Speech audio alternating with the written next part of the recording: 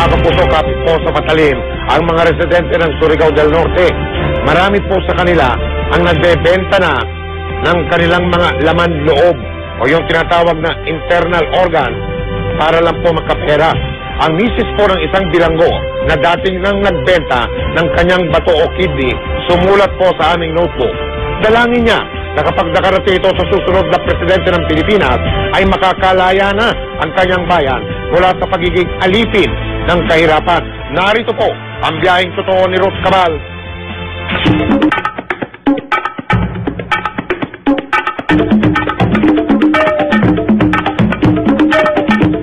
Surfing capital of the Philippines ang isla ng Siargao. Pero bukod sa mga naglalakihang mga alon, may mas matindi raw na dahilan kung bakit hotspot sa mga turista ang probinsya. Kung tutusin, sino nga ba ang mag-aakalang isa ang Surigao del Norte sa 10 pinakamahirap na probinsya sa bansa? Dagsa ang mga bisita,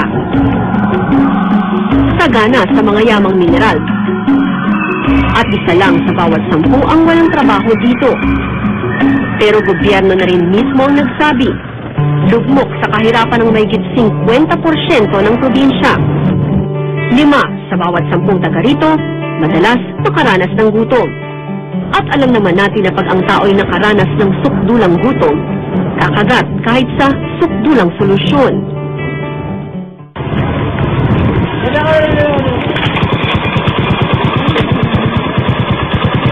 Gaya ng pamilya Likit sa Barangay Saboy. Walang pagkain, walang kagamitan, walang disenteng tirahan. Pero palasyo kung ituring ni Merlita, ang bahay na nagsisilbing silungan ng 8 niyang anak mula sa mga unos na madalas humagupit dito sa probinsya. Higit pa kasi sa pawis ang pinumpunan ng kanyang mister, maipatayo lang ang bahay na ito. Nagbenta po siya ng bato dati, ano po? Sabi niya sa akin, may pumunta dito na pinsan ko, sabi niya, Merlita, gusto mo, isama ko yung asawa mo. Yung sumama nga siya. Tapos, 7 buwan siya bumalik dito. Araw-araw wala ako tira. Wala ako trabaho. Wala ako pambigay sa pamilya ko. Anong ginawa niyo dun sa pera? Nawa ko sa bahay ko. Sa naman, motor. Motor. So, pagis na. Pagis na. Mainit ang mata ng World Health Organization sa Pilipinas.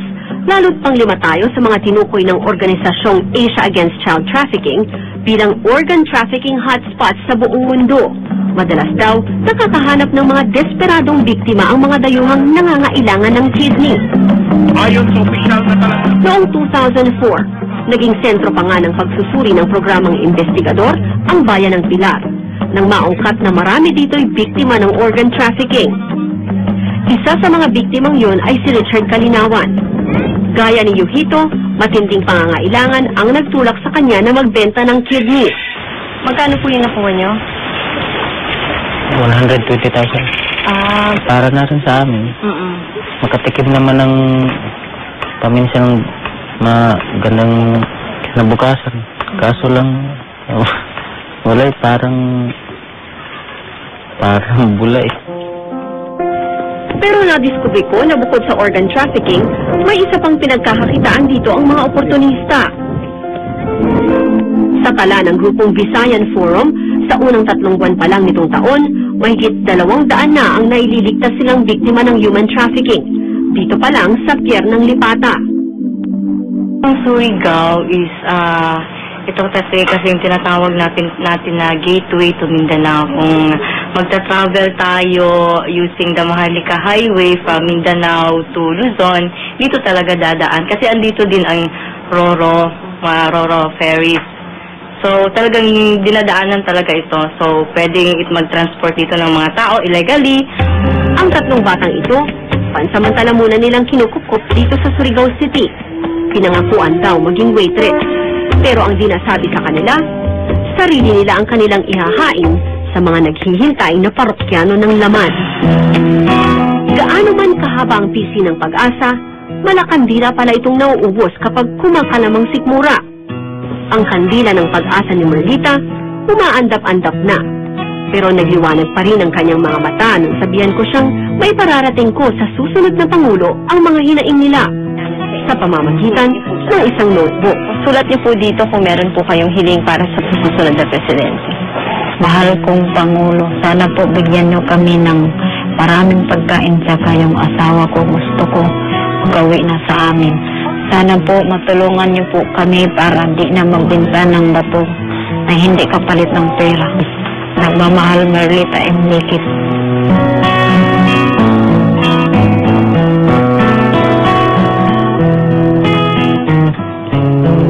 Ako si Ruth Cabal. Ito ang aking biyaheng totoo.